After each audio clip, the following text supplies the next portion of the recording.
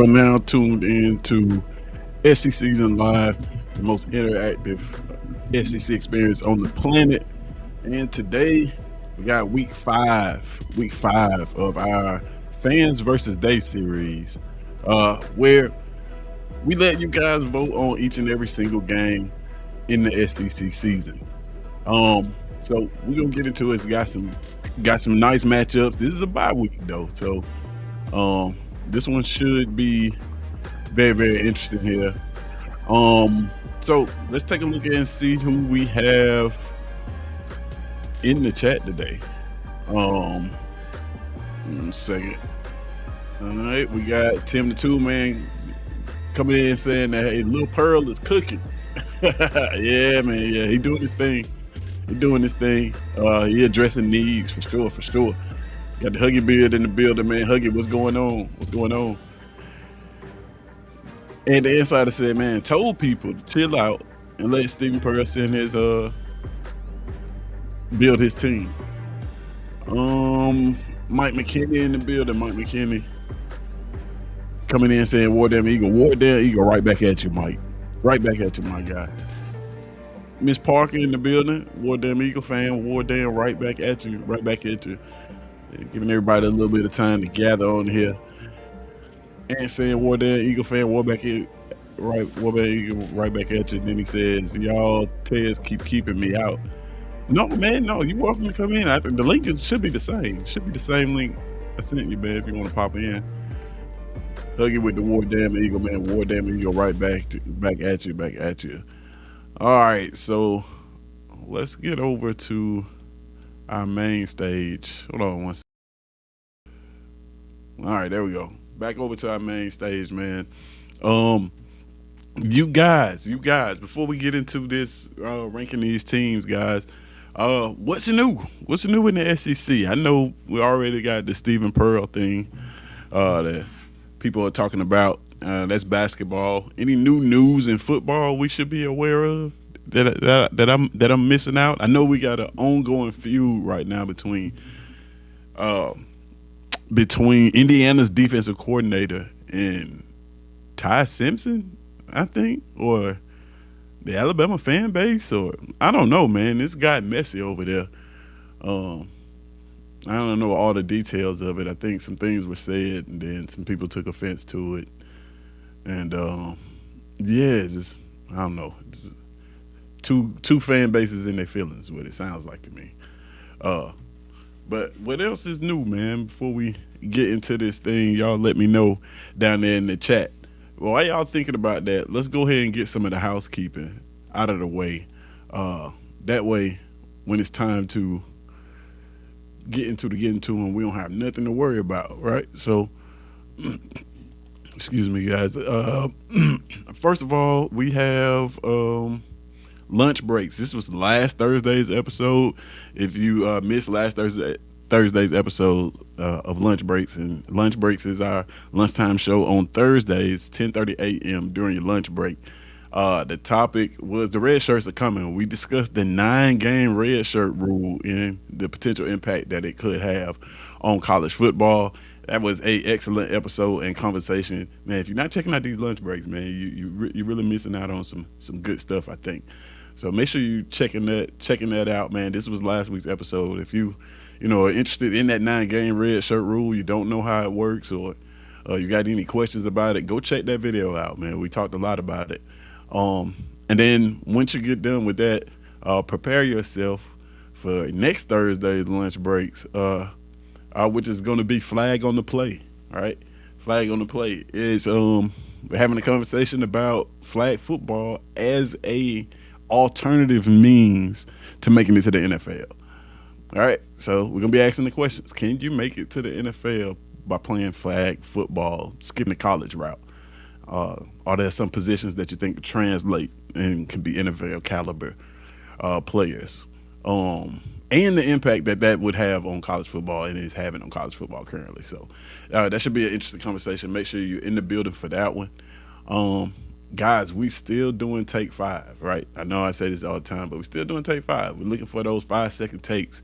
You submit those 5-second takes, whatever it is that you want to say regarding the SEC.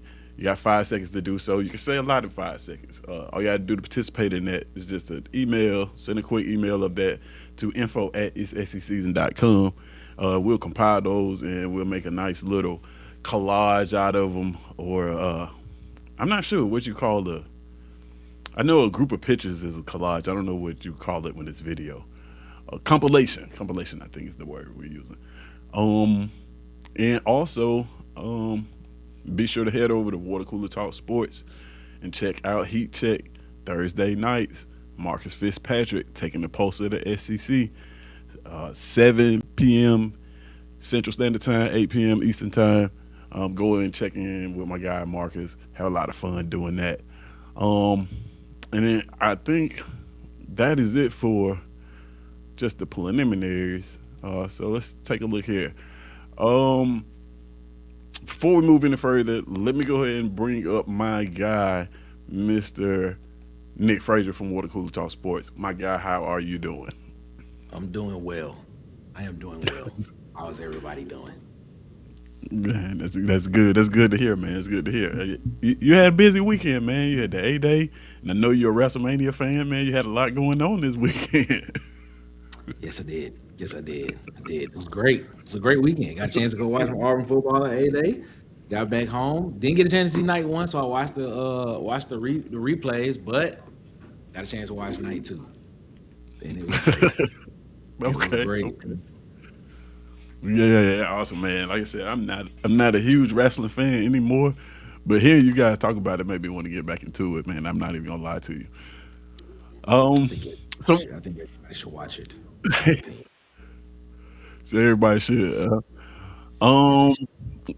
so let's see. Before we move on here, Ant said he can't come on, man. He back on the road. So, I mean, be safe out there, man. I appreciate you for even tapping in and listening, my guy. Uh, he said, watch out for the issues at UK. Where of any of the issues at UK?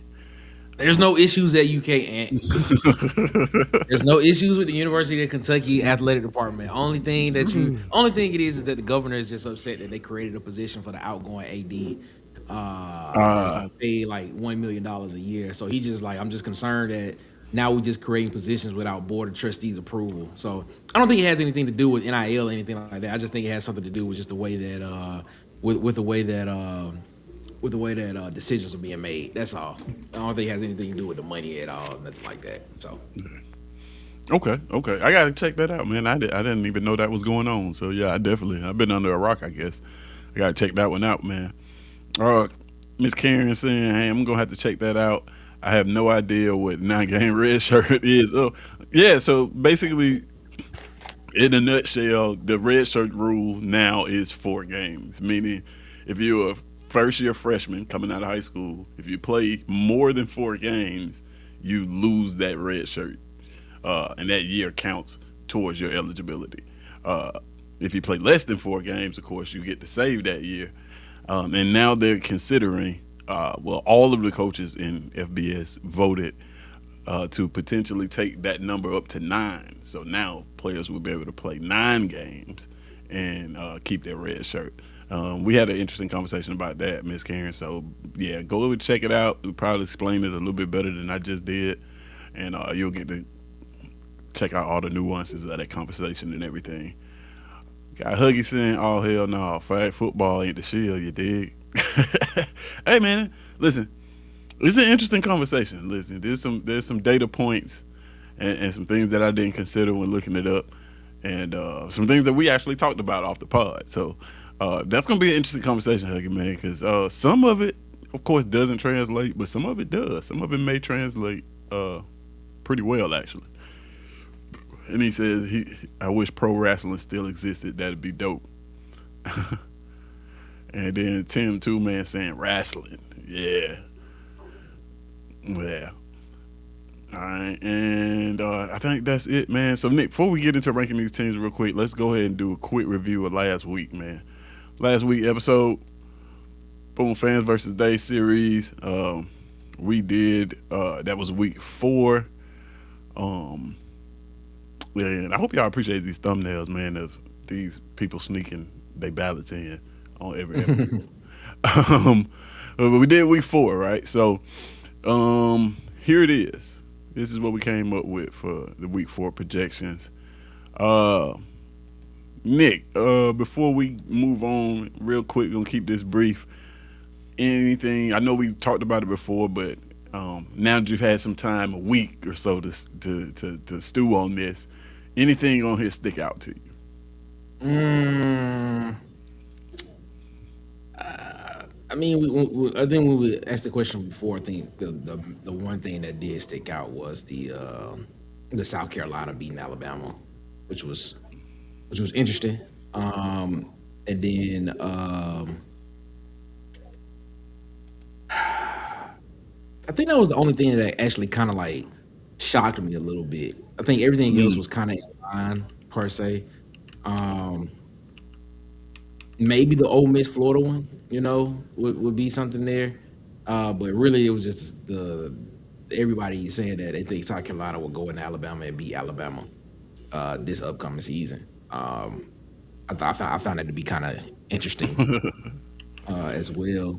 But I mean, it could be right. It could be correct. That could happen. Last time South Carolina did go to Alabama, um, they lost that game 27-25. So, I mean, it's a possibility that they could go in and make it a game again, but I don't know. I don't know. The one that is low key surprising me is the Texas A&M LSU one. Uh, to where I surprised more people than pick Texas A&M because mm, last year Texas A&M went into LSU and just kind of like dog walked them. The week before, yeah, the next day, Brian Kelly was fired. So you're right about that. they got to go back again. They got to go back again and do it again. They got to go back to LSU and Death Valley again and play them again for a second time. So Try it all over again. that'll be interesting. That's gonna be interesting. Yeah, yeah, for sure, man, for sure. Yeah, yeah. I don't have anything different. The same things that you've had on there uh, is what I had as far as uh, things that stuck out on this list, man. Um, so I'm trying to get these. I'm actually trying to get a few more of these graphics up, but they're not doing what I want them to do. Uh, so you know what that means? That means that we're gonna move right into um, ranking the teams. Right? This is what we do best here. So let me just get this set up. Sorry about that. All right. All right. So let's get this off of the screen here. No, that put more stuff on the screen. All right, there we go. Back to normal. All right. There's people chopping up in the chat, man. Say, hey, ain't nothing like the Stone Cold Razor Ramon days. That's when I was watching wrestling back in those days. Uh, and he says, well, everything else is basically chalk. I don't get it. All right, man. So let's get over to the ranking stage and get this business underway. All right. So now you see the games we have up here for this week. Week 5, starting the bye weeks, right? So not a lot of games. Ton of SEC on SEC games, but not a lot of games. We got a couple teams on the bye week. Um, so with that being said, let's go ahead and we're gonna start. Let's get our voting poll on the board real quick, and we're gonna start at probably the obvious one that you guys think, and it's gonna be McNeese taking on LSU. Right? So you guys know how this works. All you got to do is type the name of the team that you think would win this contest in the chat. It'll register live on screen. I expect LSU to sweep this one at 100%. Uh, I'm gonna go ahead and put LSU in the chat. Uh, but according to you guys, and this is one of the reasons I wanted to actually let me see if I can actually get this on the screen. Uh, because what's interesting about this game is, according to you guys, LSU need this win. like, I never thought that there would be a situation where LSU playing McNeese State would be a must-win game. but but yeah, according to you guys, it is a must-win game for LSU, man. Any thoughts on this, Nick? None whatsoever. They should go out here and beat this. They should go out there and beat McNeese State. So I mean, here's the thing: if they go out here and it is a close game, oh yeah, they got everything that we have predicted before. All right, is correct. But nah, I don't expect them to go out there and struggle against McNeese State. So I don't even have to give a analysis on it. Go out there, beat the team that you're supposed to beat, LSU. Yeah, that one should be pretty simple. In fact, I'm gonna go ahead and move LSU in the win column. I'm gonna give it just a few more seconds to see if we're gonna have at least one brave soul to come up with a good reason why McNeese State should win this game. But I don't think that's gonna happen, man. So we're gonna go ahead and give them their 100%, and we're gonna move on. Right? We're gonna move on. All right, so we got that one out of the way. Now, here's where it gets interesting because the rest of these games are pretty damn good. So let's take a look at. Let's go here. Let's go to Athens, right? Vanderbilt taking on Georgia. I expect Georgia to dominate this football game. Again, I question Vandy in the trenches. I've been saying that every time they come up on the board, only 8 offensive linemen. That's not going to do well against the Georgia Bulldogs. I expect Georgia to take this one handily because I'm not very high on Vanderbilt this year with a freshman quarterback, offensive line problems. That spells disaster, especially for a team facing a team like Georgia in Athens, man. Looks like everybody kind of agrees with me. Anything you want to add to this one, Nick? Nah, everything you said is true. I mean, yeah, Vanderbilt still has Cedric Alexander. They still have Junior Shera. They still have Martell Height. They still have those 3 guys that were very prominent guys on the team last year. But man, as you stated about not having depth in the offensive line room, basically having a guy that was playing high school football last year as a quarterback, starting. This will be week 4, week 5. So maybe he'll be settled in by that time, maybe, and it may be a good showing for Vanderbilt. But I'm not picking him to go and win this game in Athens. I'm not. I can't do that. Okay. Yeah, I don't think anybody would, as you can see by the chat there. So we went ahead and put Georgia up there with that 100% SEC's index. So now we're gonna get into some of the games that may be a little bit more thought-provoking, man. If you guys are just not joining us, you know how this works. Whatever team you think is going to win these matchups, all you got to do is type the name as it appears at the bottom. Type it in the chat. It'll register on the screen live. Your vote will be registered or within this number. And we're compiling these, right? We're doing the entire season. So at the end of this whole thing, we'll have composite rankings for everybody. So let's go ahead and move on to the next contest that we have on here. Now we may skip around a little bit just so we can make it a little bit more entertaining. But let's go with Arkansas going to TAMU, right? Arkansas coming into this game, new coach, new everything pretty much. I expect Texas A&M to dominate this game as well. I'm going to go ahead and put TAMU in the chat. Unless there's a epic collapse at Texas A&M, I don't expect them to lose this football game. And we don't know exactly what Arkansas is going to be at all, right? I may think twice. I may have thought twice about this had this been the Arkansas team from last year and they kept everybody and they had just got better another year. And you could guarantee me that offense was going to be prolific, but truth be told, we don't know what the offense is going to be at Arkansas. I don't think they have a shot to win this football game. I put TAMU in the chat. Anything you want to add to this one, Nick? No, I agree with everything you said right there. Arkansas got KJ Jackson, guy from Montgomery that's projected to be the starter.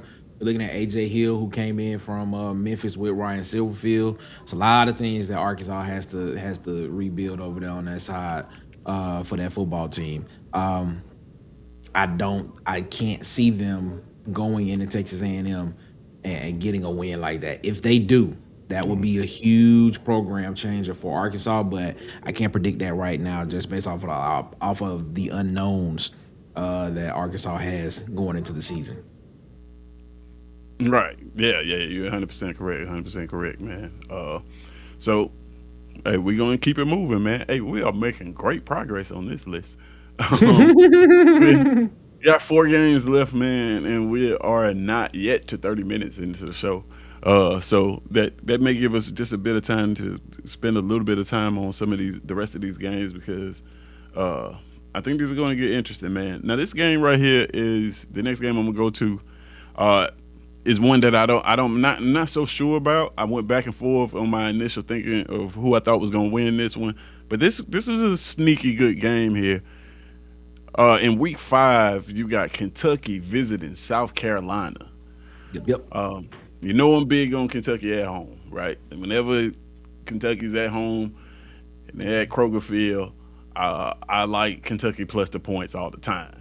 However, they don't do very well when they travel away, except for when they come to Jordan Hare for some reason. But that's a different conversation. I expect Kentucky's offense to be significantly better than last year. Defensively, they added some pieces as well. Again, like I said, number two transfer portal class in the SEC. So they got guys, right? I expect them to take the next step. South Carolina is a team with, Lenore Sellers, I think, is one of, if not the most, like in terms of pure talent. Him and Byron Brown probably in the conference are probably 2 of the best, right? They come in with a new system, Kendall Brow's system, and then, like I said, hopefully. I think Kendall Browse is hoping that he found his quarterback in Lenore Sellers, and Lenore Sellers is hoping that he found his system in the Kendall Browse system. Defensively, they returned some pieces. They added a lot of experience in the portal. This is a tough game for me to call, man. I'm not as high on South Carolina, but I think that's going to be a tough game for Kentucky to win on the road. Give me Kentucky in it. Give me South Carolina in this game. And this one could go either way. How you feel about this one, Nick? This is an interesting game, man. It is an interesting game. But I'm not high on South Carolina like everybody else is. I'm not. That's fair. I'm not high on. I mean, I understand the infatuation with Lenore Sellers, but one thing that I have started to since we started doing this, one thing that I have that I know that I can count on is what the data shows us. And the data shows us that when Lenore Sellers is not an effective runner during the season, South Carolina hurts. Or when he doesn't have a complement to him in the running game, South Carolina hurts. I go back 2024 season. He had 607 yards rushing in that season. People forget Rocket Sanders was on that football team and he was almost a 900-yard rusher that year. So when teams honed in on Lenore Sellers, they still had another option to hand the ball off to that can go and get you some yards in Rocket Sanders. Rocket Sanders was a transfer from Arkansas, by the way. Last year, right, he only had 270 yards rushing. People knew what he could do, so they honed in on him. They didn't really have another option for real to get to that was that much that could take the pressure off of him. When you look at his passing stats from the past 2 seasons, roughly the same. 2,400 yards in 2025, in 2024, the year they won 9 games. Actually was better passing the ball this past season with 2,500 plus yards as well. And you lost more games. I look at the defense side of the ball. You still have Dylan Stewart over there, a guy that's going to be an NFL draft pick. Even when you go back to the offense side of the ball, they got Tuggle in the transfer portal. They went and got. You still have Nick Harbor out there as well that you can get the ball to. I understand the addition of Kendall Browse, but I think we sat here and asked the question about at what stop has Kendall Browse shown us that he can do what we think he can do with an offense, or is the name just carrying him in that situation? Is it just the fact that he's associated with so many with a legendary coach that has brought in the system that he's going to be running, that a lot of people think that this thing is going to work well. But when you look at where he's been, especially at his most recent stop, what was TCU good? I mean, was TCU explosive on offense? You know, what like would you look at it, or would you say that that actually helped them win games, or would people say TCU was explosive on offense, or was the defense just not good enough? It just depends on how you look at the season and things of that nature. I mean, but when I look at Kentucky, man, I look at what Kentucky has brought in. What they've done on the offensive line, especially the interior part of it, when they went out and got a lot of guys that a lot of other teams wanted. Right, And things right. of They that did. nature. When you go out and you go get a quarterback that still has years eligibility, when you go out and you hire a coach who has experience of winning games, when you go out and go hire a defensive coordinator that was the defensive coordinator for a playoff team last year that literally allowed only one touchdown, in a playoff game against Miami last year at Texas A&M. And that was a very, very close game, and he was up under Mike Elko as well, and things of that nature. I think a lot of people are in this, like, when things happen, right? When things happen, when you bring in new coaches, people are in this wait and see mode. Well, this team needs a year to get to jail and things of that nature. I think when you bring in people that have won in places, I think they want to come in and continue doing that. I don't think I think there's an urge for certain people to come in and just continue to do what they were doing because they want to keep that momentum going. And they brought in a winner at head coach, and they brought in a guy that was a winner at the defensive coordinator position at the previous stop he was at before. Right. Give me Kentucky to win this game. I think Kentucky goes Okay. on. I think Kentucky goes on the road, gets a big win.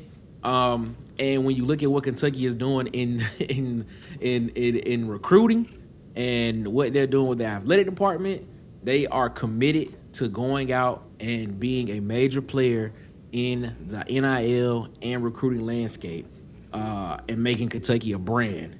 And I tweeted it out when I saw some of the guys that they have committed. I think they got the commitment of the number one quarterback in the 27 class. So Kentucky's gonna be a contender within the next 2 to 3 seasons. I'm not sitting here saying I don't think I think Kentucky gonna win some games this year. I'm not saying they're gonna make the playoffs this year, but they could be a 7-win team this year if possible, with the way their schedule settles out. Give me Kentucky to go ahead and get a big win on the road. Yeah. Well, hey, I agree with most of everything that you said. I listen. This is a huge game because this is a huge win for Kentucky. If Kentucky can go on the road and beat South Carolina in this game, this is a huge win for them.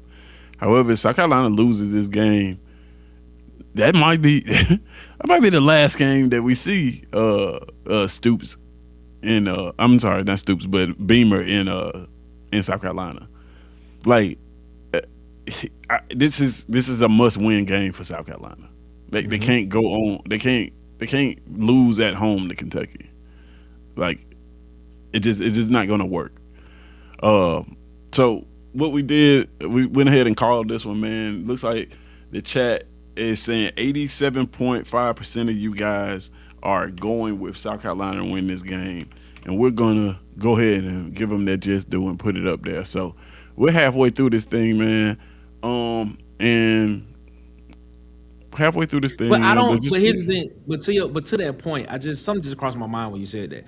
I don't think that is a reason why you should pick South Carolina to win this game, or people should pick South Carolina to win this game. What reason? If they don't do it, Beamer will be out of a job, or it will be that. Oh, no. I think you still have to look at the teams and look at it and just be like, okay, what was it that gave South Carolina the success that they had the year that they won 9 games? That is the only season in not Frank Beamer, but Shane Beamer's tenure as the head coach of South Carolina where he's won 9+ games. So what was the recipe of success that year that got him to that? They got them to those 9 games. You know what I'm saying? And I was that just a one-off year from him? You know, even in the year that we always reference about with that year, they almost lost to Old Dominion in the first game of the season. You know, in that 24 True. season. So I mean, I look at it and I'm just like, if we comparing rosters and we looking at and we looking at the coaching of both the coaching staffs of both teams, which one would I rather go with? Would I rather go with the staff that's brand new, that has a history of being in major college games, coaching in high pressure situations, and that has momentum in NIL and recruiting right now, or am I just gonna keep going with the team that we keep talking about the potential of the quarterback that they have? That's just how that's how I'm looking at it. I mean, So that's a fair statement. I don't know. I'm taking South Carolina because they're at home. And I think I don't know if Kentucky jumps significantly over them in this one season alone in terms of like talent across the board. I think they still pretty evenly matched teams. But I listen, if Kentucky goes on the road and win this game, I wouldn't be surprised at all. It wouldn't shock me one bit. In fact, 87% going to South Carolina is a lot higher number than I anticipated when I was putting this together. I have no idea. I had no idea it would be that high. I thought it would be like in the 50s, 60, 40, something like that. But I picked South Carolina because they're at home. Just if I'm being perfectly honest with you. So guys, we're halfway through this thing. I want to put something on the screen real quick. I didn't get a chance. I can't get the graphics to look the way that I want to look, so I just took a screenshot of this so I can show you guys what you are doing so far. So far, and then this is not including today's results, right? So let's see if we can get this one up. So this is so far. I can make this a little bit bigger so you guys can see it. Whoa, that's too big. All right. So far, what we have is Texas A&M in the first spot. Now we got a lot of undefeated teams, so that kind of ties right there. 1 through 6 is undefeated. At the bottom of the conference, we got Arkansas. And these are all based on you guys' votes over this whole these past 4 weeks, right? So today's results are not included. I have to repeat that. We got Arkansas, Florida, Kentucky, LSU, and actually Oklahoma bringing up the rear of the conference because they're ranked by SEC wins. They're not ranked by their overall records. Nick, man, real quick, just glancing at this, is this surprising to you? These standings where we are mid-season, it's kind of where everybody's kind of got their teams projected. Again, it's ranked by the left side by their SEC wins, not by their total wins. So then in order of that, how accurate do you think this could be?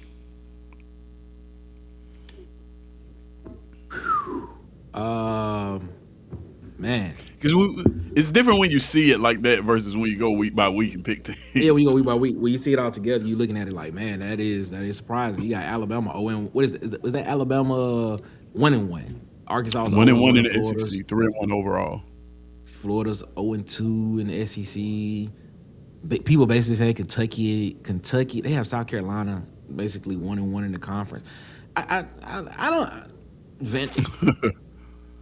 And y'all in the chat, y'all tell me what y'all think about this too, because these are the results. Like these are the games. This is how we've been doing this for a month now because we went through 4 weeks of this, and we went game by game. And so far, right now, this is the standings. Y'all tell me what y'all think about this. Do y'all think this is accurate? Do y'all think what jumps out to you guys too, man? Honestly, it's very early, right, in the season. So, of course, the LSU one being at 13, 1-3 overall is surprising. You got Arkansas at 3-1, but they only won losses in the SEC, so they're ranked down at the bottom. You got Auburn still undefeated, which I think is still a possibility. You're right. Through those first 4 games, I think. I mean, we should be able to navigate those 4 games. What else is just kind of odd on here? You got South Carolina and Alabama with the same record, identical, going through that. Um, I don't know, man. We'll it's gonna be interesting as the season goes along to see how this picture right here shapes up. And next time I put it on the board, I'll have it looking nice for you guys so that you can appreciate it. But yeah, I just wanted to let you guys know that if we are tracking all these results, and like this is where you guys have the conference standing through 4 weeks of football.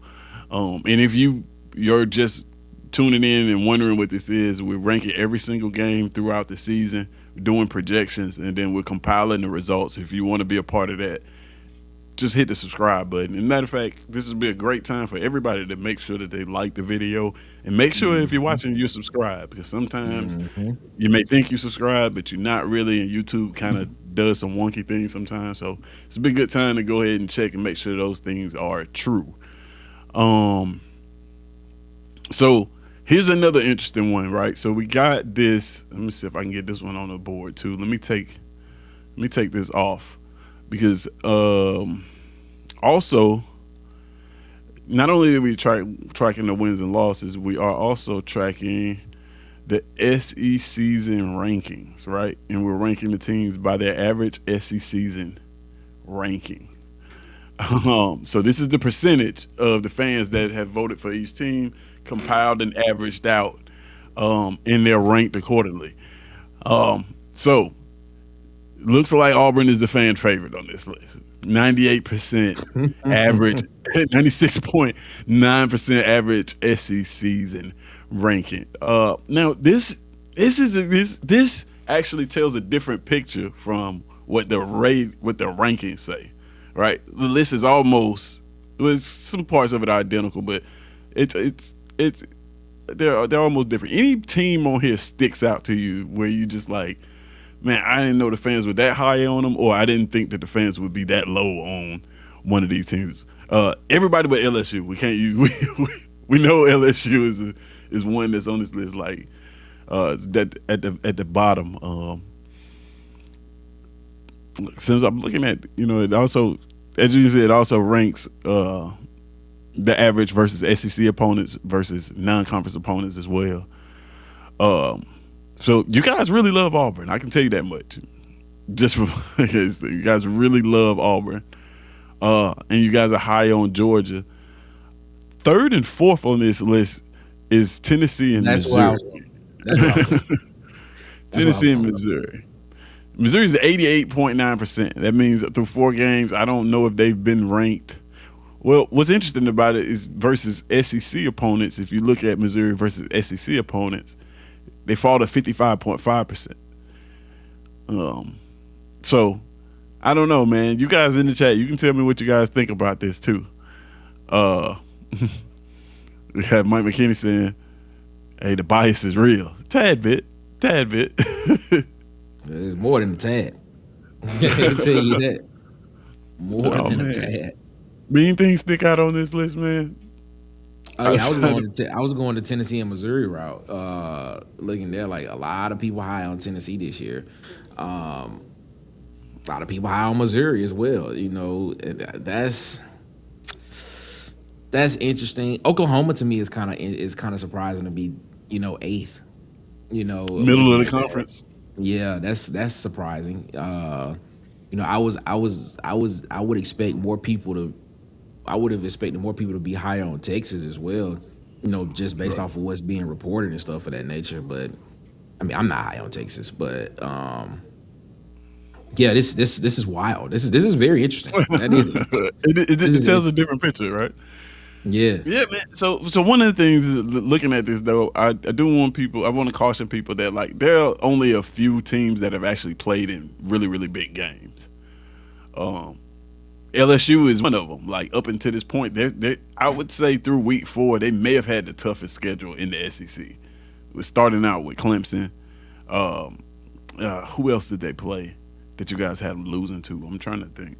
I can't remember, but they play some very tough games. So this will look probably different true mid-season around week 6 or week 7 when we look at it again. It'll probably tell a different picture. because some of these teams have played 3 non-conference games. Some of them played multiple non-conference games. So you got to factor that in too. So you guys take a look at that. Like I said, you guys can tell me what you think. And we're gonna track that throughout the season as we put these results together. And we're gonna use this during the season when we pick rankings for each week and we review schedules and everything like that. So we'll have those results to go by. All right, so I just wanted to show you guys that, and we'll get right back to ranking these teams. And again, if you want to get in, if you want to be a part of this, if you're watching and you're not subscribed, all you got to do is subscribe. Then you'll be able to vote on all this and be a part of these numbers. So if you don't agree with this, the easiest way to fix it is to vote, right? And if you are voting and you still don't agree, then go recruit some friends and tell them to come subscribe and vote. But let's go on to the next game that we have here on the list, and we're gonna go straight to Alabama, Mississippi State. This is a good game. It's gonna be a good one. This is gonna be a good game. Alabama travels to Starkville to take on Mississippi State, week 5 of the season. I think Jeff Lebby is building something at Mississippi State. The question is, how much better do I think they're gonna be than they were last year? This is a tough game to pick, man, because I expect Mississippi State's defense to be solid, specifically against the run. I don't expect Alabama to commit to the run. They haven't shown that. You are what you repeatedly do, and they, in his tenure at Alabama, one Kellen DeBoer, he's repeatedly got out there and not handing the ball to the running backs. I mean, they ran it well with Jalen Milroe, but I think that's just because it was Jalen Milroe. And I expect this offense to be a lot better for Mississippi State. They like to score a ton of points. Alabama's defense, as we've alluded to, is replacing the entire starting front seven rather. So they got some work to do in this game. Just off the face, man, I am going to pick Alabama to win this game at Mississippi State. So I'm gonna go ahead and vote on that in the chat, man. I didn't want to say that, but I just think that I'm gonna go with Alabama to win this game. Nick, how you feel about this one? I'm going Mississippi State to win this game. I got Mississippi State winning this game, bro. I think the problem is Mississippi State last year. The problem was defense. They couldn't stop anybody late in the season. Early in the season when you saw them play, when they had Arizona State at home, you saw the defense get a game-sealing interception against Arizona State. By the way, Sam Levitt was the quarterback of that team, and a team that had went to the college football playoff the year before. But as the season went along, the defense, the depth that was not on the defense side of the ball, it started to show, and it started to show a lot in the Texas game. I mean, you have a 21-point lead against Texas in the fourth quarter, and then next thing you know, you end up losing the game, and things stuff of that and things stuff of that nature. I just look at it, man, and I sit back and say, scoring the football has not been a problem for Jeff Lebby and the offense at Mississippi State. Has not been. The problem has been, could they stop anybody enough for the offense to be able to maintain those leads? You go and get Zach Arnett back on the defensive side of the football. I look at it, I think that's a big upgrade. You look at what they did in the transfer portal by bringing in a bunch of guys that are like junior transfers, senior transfers, that have played a lot of college football as well. And now Zach Arnett is not the head coach, and he doesn't have to worry about doing head coach things. All he has to do is just worry about being Good point. defensive coordinator on the defensive side of the ball. Mm-hmm. I look at it, man, and I think with this game actually being in Starkville as well, I'm telling you, Right. I look at it and I think that this Mississippi State team is going to be able to win two or three more games potentially this year, just because the defense is better. I don't think you're gonna have any type of fall off on the offensive side of the ball. They actually went out and got DJ Chester on the offensive line, who's a transfer from, I believe, from LSU, From as well. LSU. They went out and got they got Anthony Evans coming back in the wide receiver room. They went out and got transfer from Missouri. I think his name is Marquise Johnson. They went out and got you still have Aiden Williams in that room at wide receiver for Mississippi State as well. Man, I think State has enough to go out and shock some people this year. They shocked people last year by doing what they did, but not by finishing games. That's what that like if they would have won, if they would have beat Texas, that probably would have been the biggest shock of the season for a lot of people. Oh And yeah, that's maybe for sure. In the maybe the fashion that they narrative were going to beat them, exactly, like exactly, they were dog walking exactly. them at one point in the game. Exactly. And the narrative around the team would have been different. Nothing has changed on the offensive side of the football. I mean, you went out and got the guy that you recruited at quarterback in Kamario Taylor, who was a 4-star. He's going to be the starter this year. That is going to be your guy.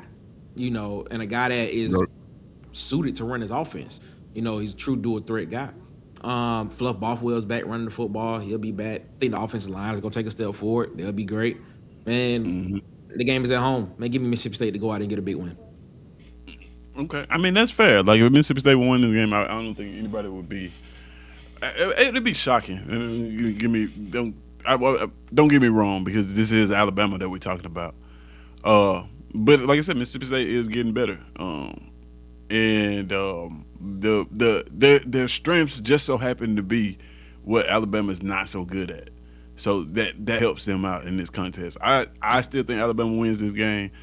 But I wouldn't be surprised. Like Mississippi State is getting better as a football team. These two teams are trajectory in two totally different directions, if that makes sense. One of them is headed upwards, the other one is seemingly taking a decline. So for that reason, I wouldn't be surprised. But like I said, I got Alabama winning this game. Looks like 80% of the audience here has Alabama winning this game as well. And we got a couple new people in the chat, man. Got Latoya. Latoya, how you doing? Hey, you came in just in time too, because we are voting on your team. So you know how it works. All you got to do is type in the name of the team you think is gonna win in the chat, and it'll register right there on the screen. So we're voting on this game. King Richard came in, War Damn Eagle fan, War Damn Eagle, right back at you. And then my guy Sharp came in saying those 2 4-letter words that I'm not allowed to repeat. But what is up, my guy? Let's see. Latoya says, because we played Mississippi State before UGA and the boy has never experienced the cowbells, I can see a loss. But Bama for the win. Okay. Hey, listen. I love it. I love it when fans are objective about their teams. They will look at potential losses or potential parts of it that may fail and point those out. That's something I didn't consider. He's never played in that environment before. Against a team that likes to score a lot of points. Levy's gonna score a lot of points, man. At least try to. But yeah, she said you can see a loss, but Bama for a win. I got Bama for a win. But man, it took everything in me not to pick Mississippi State. To be honest with you. All right, so let's go ahead and move on to the next game. You guys, we are making great time, actually. Great time. So first of all, let's put Alabama on the board in the winners column before we do any of that, with a 87.5% SECZN index on that one. 87.5%. I put that was like 8,000 or something. That's not right. All right. So we're gonna go to this next game, and I think this game is interesting as well, man. This one should have a lot of moving parts to it. Florida, Missouri. right next to the last game on the list. We got Florida going to Missouri to take on the Missouri Tigers. And if I know Missouri, that game's gonna be at 11 o'clock in the morning for some reason. um, I I want Florida to win. I want Florida to win. Honestly, because of the guys that are from BTW that are on the team, I want Florida to win every game except Auburn. To be honest with you, but when I look at Missouri, they return Ahmad Hardy. I think that they have more continuity. It's my buzzword for this talking season. More continuity on their football team than Florida is going to bring to the table. Returning the SEC's leading rusher is big. I don't think Florida's defense is going to be a slouch again. You know, I think they're going to field a great defense. And honestly, this should be the lowest scoring knockdown drag out football game of the week. Both of these running backs should get 30 carries. This is the type of game we should be looking at. Now, if Florida does that, I think they have a great chance of winning this game. To turn around and hand the ball off to Jaden Ball 30 times, I think they have a great chance of winning this game. I just got a feeling that that's not going to happen. Give me Missouri in this game at home to win. How about you, Nick? Yeah, I go back and forth with this. I haven't put my pick in the chat yet because I'm still trying to figure out. It's 100% Missouri so far, which is surprising. Yeah. So again, let me make sure that everybody knows. Like, yeah, you just type in the name of the team that you think is going to win. Type it in the chat, and it'll register live in the poll at the bottom on the screen. And we're just trying to get a prediction of how many, who you guys think is going to win this game. So you guys can do that now. Right now, 100% of you guys think Missouri. So if there's anybody out there that thinks Florida is going to win this game, probably want to type that in the chat. But go ahead. I'm sorry. I haven't typed mine in the chat just yet. Because I'm still trying to. Yeah, me neither. Still trying to figure out how I'm gonna do this and what I can do, and how this will work, and who I want to go with. This is tough. This is a tough one because I can make a case for either one of them, but I just got to go. Right. I'm gonna go with my gut, or which one I feel can win. Just looking at the notes I wrote down before the show started, I'm trying to figure out which way I'm gonna go on this. This is probably the most even matchup on the board. Like probably one of the toughest game to pick. Yeah, I feel you on that. I feel you on that. Gosh, this one is tough. What I'll do? This is what I'll do. I do this. So if you start with Florida, right? Florida new head coach, new offense coordinator, new defense coordinator, right. Breaking in new quarterback. Pretty much, offensive line is gonna be dealing with a new offensive line coach. You still got the 1,000-yard back that was on the team last year in Jaden Ball. I look at Florida's defense with Camardi McClain. I think he's gonna be a preseason All-SEC pick, in my opinion. Florida has no slouches on the defense side, but I think the defense is still gonna be pretty legit. And they got some guys in the wide receiver room as well. You look at Missouri. Missouri loses Kirby Moore to Washington State, bringing in Chip Lindsey as the offensive coordinator. Auburn fans are familiar with Chip Lindsey. Mar Hardy's back. They bring in Zach Owens on the offensive line, kind of help with that. You lose Chris McKellen on the defensive line. You lose Zion Young on the defensive line. You lose Damon Wilson, who's gone, who transferred in the transfer portal.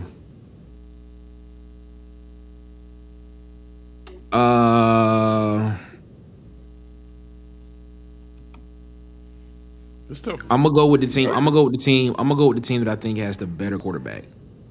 Okay. As of right now, I'm gonna go with Missouri.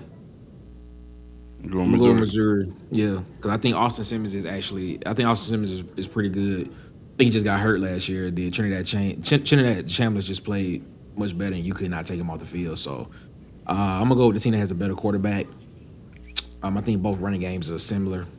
You know, even though Ahmad Hardy had 1,600 plus yards rushing, Jaden Ball he's a 1,000-yard rusher as well.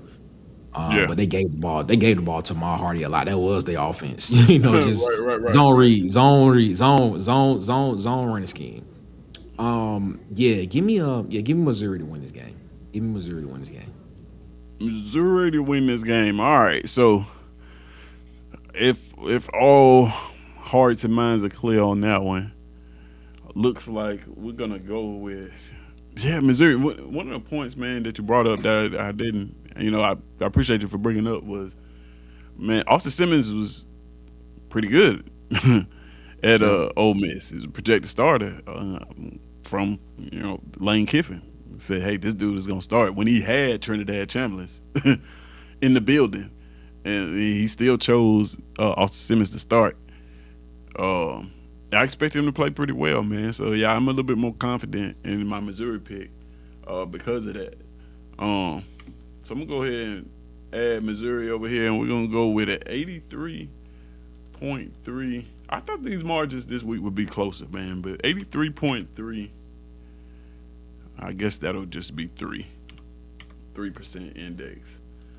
All right, and so now we are moving right along. We're closing this thing out with what I expect to be SEC game of the week. Big contest with Tennessee at Neyland Stadium in Knoxville, hosting the Auburn Tigers, led by one Byron Brown and Alex Golish. Huge game. Yep. I can't. Big game doesn't even do it any justice. This is arguably a must-win game for both of these teams. Neither one of these teams want to lose this football game. Very true. This is two guys who run a similar system, work together. Defensively in this matchup, of course, I'm a DJ Durkin fan. I love everything that Durkin brings to the table. But when we talk about these up-tempo offenses, Tennessee's good. Tennessee's defense, while they gave up a lot of yards, they were good for what they did on defense. They generated a lot of turnovers, got to the quarterback a ton. So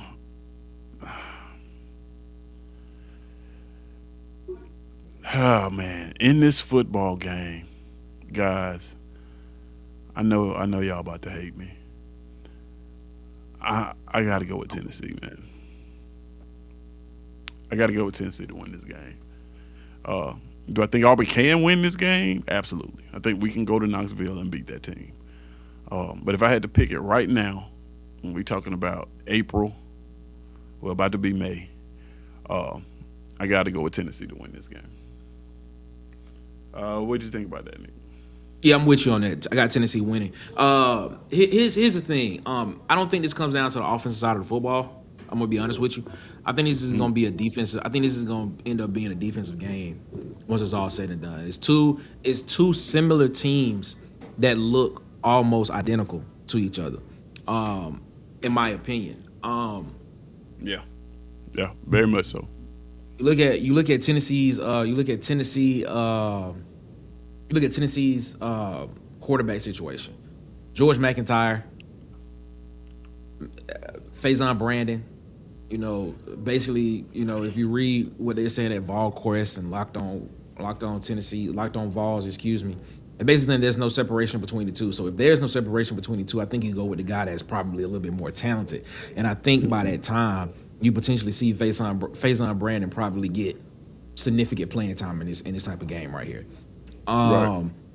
I think Tennessee has the better offensive line because they have a lot of guys that are coming back on that offensive line, in my opinion, that gel together very, very well. They have a 1,000-yard back in Deshaun Bishop. Auburn almost had a 1,000-yard back in Jeremiah Cobb as well. So I think that cancels out.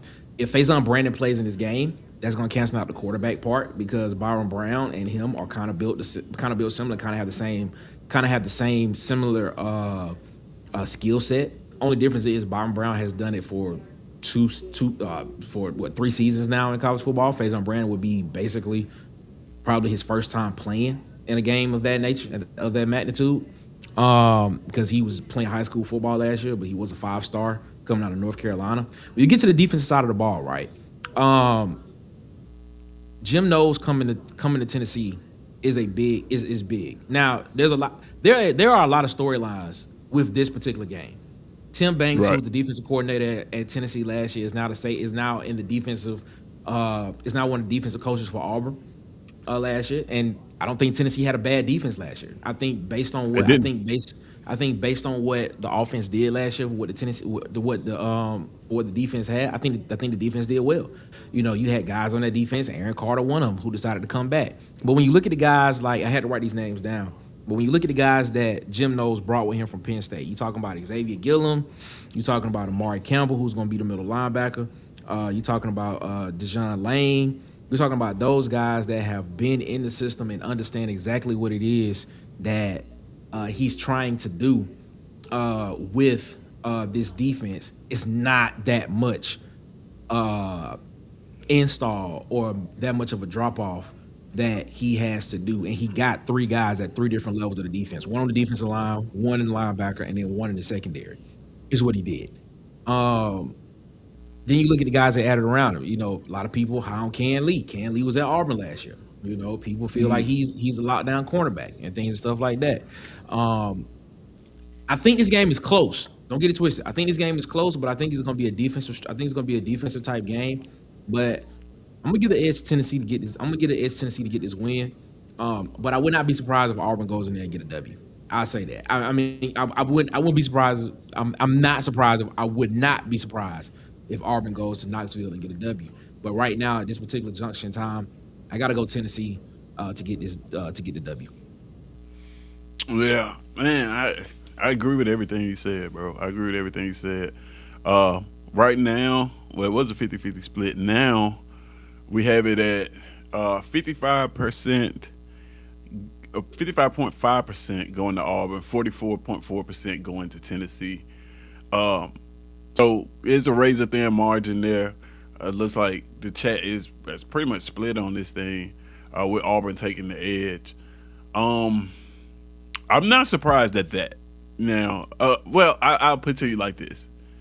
I gotta say this. I am surprised at this because the reason why I'm surprised at this, and I don't want you guys to take it the wrong way, is because there's a heavy Auburn presence in our chat. And I assumed that Auburn was just going to run away with every single game that I put up here. And nobody was going to actually have any unique thoughts other than just, I'm an Auburn fan, I'm going to pick Auburn. But to see that it is split, and there's no knock to anybody that picked Auburn, because I think that Auburn has just as good a chance to win this football game. Agree. But to see people be honest and say, hey, and I think Tennessee can get this one. That's kind of what this show was made off of, man. And I love that. And I love that about you guys, that you can be honest like that. And just give your opinion and kind of put your allegiance to the side for a second. And if you can't do that, by all means, I understand. But I just think in order for this show to grow, it has to be as non-biased as possible. So shout out to you guys for that.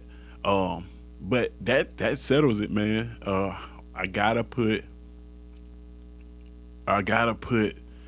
Auburn up here with 56.6% of the votes. And we're gonna call this thing at that, right? 56.6% of the votes. Hold on one second. We're gonna call it for Auburn to go on the road. So you guys, listen, you guys are high on Auburn this year, and I get it. I love it. I love it. I'm also surprised that it wasn't any more games that had this thin of a margin, because I thought a lot of these would be. So there you have it, man. So like we do about this time all the time, Nick, anything about this list shock you or surprise you? Anything you want to touch on this list? South Carolina over Kentucky. Okay, go for it. Because here's the thing. Here's why. That one and the Mississippi and Alabama over Mississippi State. Yeah.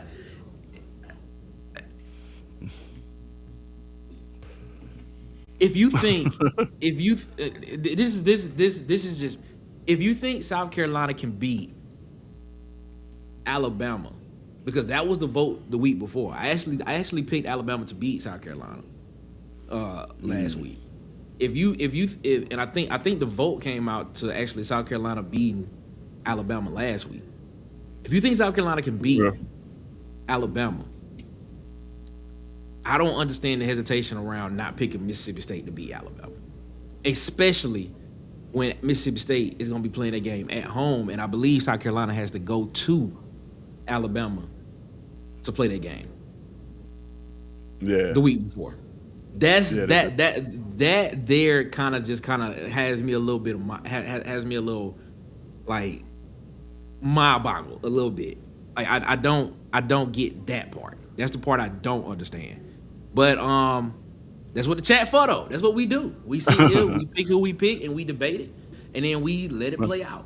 You know, and of course, we have the right to reserve to change our picks. You know, for sure. Like, that's what I'm saying. We're looking at it as of right now and things stuff of that nature. So it would be interesting to see what it looks like when the season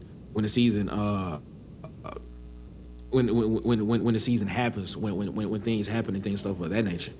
I just don't. That's the only thing that just kind of has me a little bit, you know, like interested, because I'm guessing, like, does Lenore Sellers hold that much more prominence on a team to be that good compared to like potentially a offense that's probably more well rounded with Mississippi State?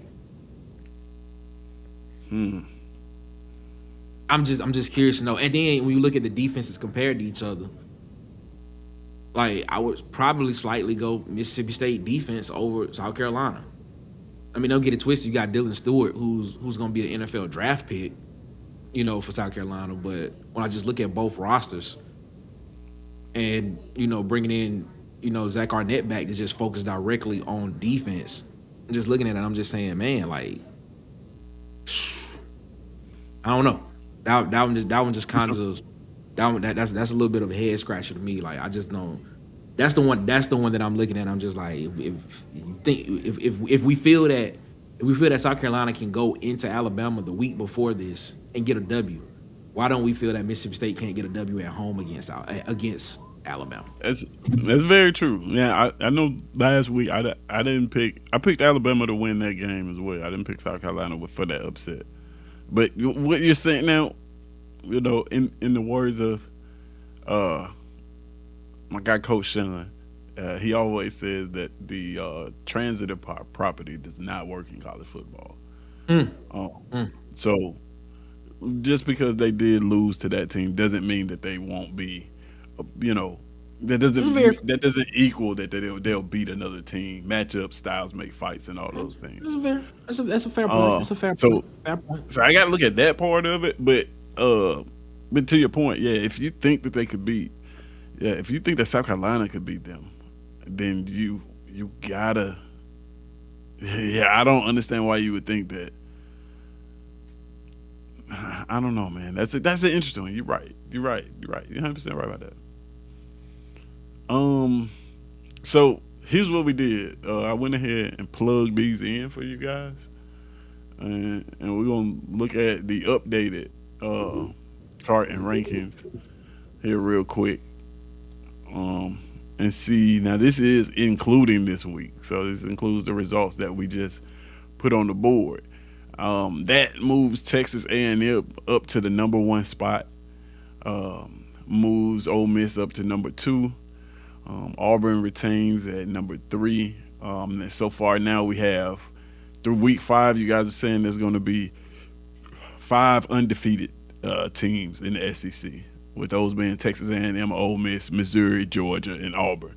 Now I don't know if you guys realize that that's what you were saying when you were picking each and every game, because I'm telling you, it's different when you pick each and every game, and then you look at it on the sheet like this, and you realize like, oh man, I got, you know, I got Missouri's number 3 team in the conference through 5 weeks.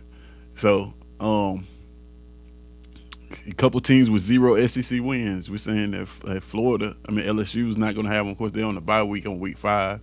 Kentucky, no SEC wins. Georgia, not Georgia. Texas, no SEC wins. And they only played 1 SEC game so far. Anything different about this one, Nick, from what we showed before? Does this change your opinion about it? Add a week to it. Nah, I mean, I'm still looking at it and I'm like, nah, nothing changes. I'm still surprised by it. I mean, Auburn falls to number 5. Yeah. Did Auburn fall to 5? But they're still Yeah. undefeated. So I mean, Yeah. okay. But I mean, other than that, nah. I mean, Missouri number 3, Ole Miss, Texas A&M. You know, I think we'll see, bro. We'll see. This is great because I can't wait until we look at this. Yeah. When the season back starts, this is and gonna be like- golden. I promise you guys, this is Yeah. gonna be amazing. Yeah. But we also when we plug those numbers in, it automatically updates our SECZN index as well. So let's take a look at that.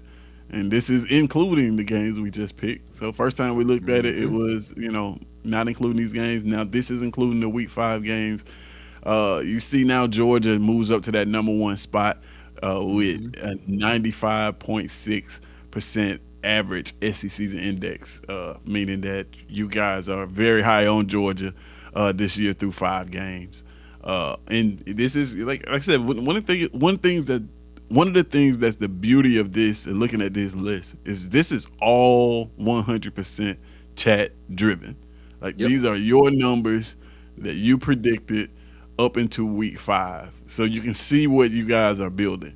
So that means, as we go through this thing week after week after week, you'll be able to see how that picture changes. And I encourage you guys to add to this, bring a friend, right? If you bring a friend and get a friend to vote on some of these and share their opinions, these numbers will, like this sheet will fly through the roof. It'll be golden. But just taking a look at what I'm looking at so far, Georgia, Texas A&M is not surprising. I think a lot of people are high on both of those teams. I'm surprised that Texas is not. The amount of pub that Texas gets in the media, I'm surprised that when we poll fans and ask their opinions, they have Texas through 5 weeks at number 9. Not saying that they're wrong, because I'm not high on Texas either. But I'm just surprised that I'm not the only one. Man. What about this list sticks out to you, man? The Texas one. Texas and Oklahoma are the 2 that sticks out. Because like you would expect, I mean, like, Oklahoma loses Samuel Masingo, they lose R. Mason Thomas, 2 big pieces in the front 7, but you still get Kip Lewis there, you still got Owen Heineck there, you still got David Stone back on the defense, and the most important part is that Brent Venables is still gonna be involved in the defensive side of the football. You had a freshman that played. You had a freshman in Gil. I hope I'm saying his last name right. Gilroy, who was at cornerback last year, that played in like majority of the games. I think he started all of their games last year. He was a true freshman, and that experience is invaluable. I expect him to be better this year. I mean, Oklahoma's defense is not going to take a step back. And then when you look at the offensive side of the football, Torrey Blaylock, who was the running back last year, I think he was a redshirt freshman or a true freshman, one of the 2. He'll be back. John Mateer will be fully healthy this year as well. Isaiah Satango, who's a 1,000-yard receiver, he'll be back this year as well. I mean, the question with them was, could the offensive line hold up? And how well would the offensive line be for Oklahoma? So, I mean, the question, I get it. No, I don't get it. I think Oklahoma could potentially be higher. To your point about Texas and the publicity that they've been getting this offseason, Yeah, I mean, I think people. I would have guessed that more people would have voted Texas to win some games, but maybe they Yeah, see what we see and they ain't all in on it either. So hey, it is what it is. So I'm rocking with it. yeah, man. Listen, hey, I'm super stoked about the way that this is going, man, and we get to track this. It's going. I think it's going to be amazing, especially once the season starts. But yeah, to Nick's point, that Texas one, LSU at 60%. That was kind of surprising, but I don't know what LSU was going to do this year. I can actually see Oklahoma through 5 weeks being middle of the conference, uh, in terms of how the fans feel. Now again, this is a completely different list from the actual. Let's see if I can get that up. The actual schedules, because um, where is Oklahoma? You got Oklahoma at 12 in terms of wins and losses. Yet you got them at middle of the conference in terms of how you feel about them winning these games. So like these lists, and this is probably one of the things we're gonna talk about at the end of the season, is the difference between the percentages of how you feel about these wins versus the actual wins and losses that you guys predicted.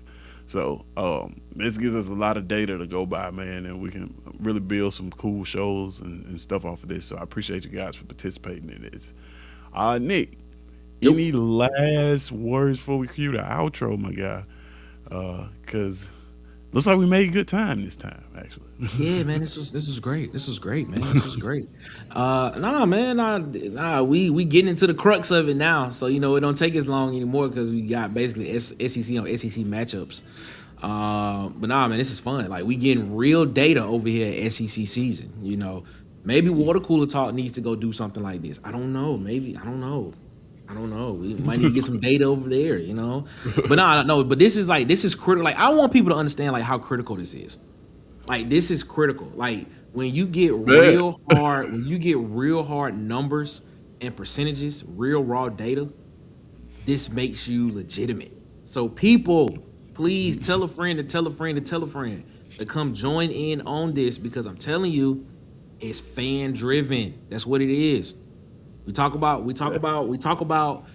what we hear from ESPN and all the time and like why they doing this and how people are like, Facts. well, why are you so high on Texas? Well, we not high on Texas, but Texas, yeah, we talk about that.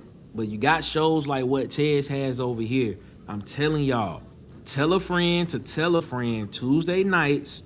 They need to be over here in the chat so they can pick these teams so that we as the fan base can make the decision and we have real hard cold data points from the fans so the fans will know so people will know what the fans are thinking. This is different. There is no other I'm gonna just be let me brag a little bit. There is no other YouTube channel. No, your favorite YouTube channel ain't doing this. They're not doing this. Water Cooler Talk Sports ain't doing this. I would name some other channels, but they ain't doing it. This is different. Maybe I you know what? appreciate I gotta learn. I'm gonna learn this because this is great. This is great info. I'm telling you, your favorite YouTube channels are not doing this, bro. The way you actually getting real hard data points to where you can look back on and be like, this is where we were right. This is where we were wrong. This is where we were kind of in the middle at. This is different, man. This is next level. So tell a friend to come over here and subscribe, man, and get in this, man. Because I'm telling you, this is game changer right here. Man, I appreciate that. Glowing remarks, man. I appreciate that. I really do, man. Uh, but yeah, man. Like Nick said, tell a friend, man. Come join in on this. That was the goal: is to get some hard data so that we can actually have something to compare to. Because I got tired of having the conversations about what we think is going to happen, and then when it happens or something like that, we have to go back and say, "Oh no, but you said this," or "All the fans thought this," or "All the fans thought that." Like, no, no, no, no. We can settle that, right? We can just poll the fans ourselves because nobody else is doing it. Like Nick said, Exactly. ESPN doesn't care about your opinions or how you feel about these games. They don't. They just want your subscription package from your cable company so that you can pay and you get Disney Plus and all of that. Like, but Yeah, man. So this is a lot of fun doing this. That's why I tell you guys to like tell a friend, tell a friend, man. Bring a friend next time and let them know that like no, you're not just going to be watching the YouTube channel. You're going to actually be a part of concrete data that's going to be used in some very unique ways throughout the season. So, man, I appreciate you guys. I was supposed to cue the outro. I'll still do that. Yeah, appreciate you guys, man. Again, each and every one of you for joining us throughout this thing, man. Don't forget, join us again Thursdays. Thursdays, we're having that conversation for your lunch break, and we're going to be talking about could flag football be a path to the NFL? Could you see a kid skipping college football altogether and then winding up in the NFL? We're going to break that down. We're going to have a great conversation about that. So make sure you tune in 10:30 Central Standard Time on Thursday. And that is it for me, man. Nick, let them know what you got going on around the cooler, my guy. Yeah, Water Cooler Talk Sports, man. We appreciate y'all so much, man, for coming over there and rocking with us, man. Monday, Wednesday, Friday, 8 p.m. Eastern, 7 p.m. Central. We're around the water cooler, and then of course Thursdays, 7 p.m. Central, SEC Heat Check with Marcus Fitzpatrick. We'll check that out. Also visit www.watercoolertalksports.com. Again, that's www.watercoolertalksports.com. Man, you can watch the latest episode from our shows on the website. You can visit the website, read some of the articles, man. We are in the process of expanding the website to make it a little bit more exclusive for those that want that exclusivity. And it's going to be hopefully a fun experience for you all. So that should be coming within the next 2 months. And it's going to be fun. I'm telling you, it's going to be fun, man. Some exclusive stuff for people on the website that want that exclusivity part of it. Yeah, www.watercoolertalksports.com, man. We appreciate y'all so much, man. Appreciate you. Thank you. Already, man. So yeah, that is it for us, man. We're about to get up out of here. Once again, appreciate each and every one of you. And as always, guys, it is SECZN, and we out.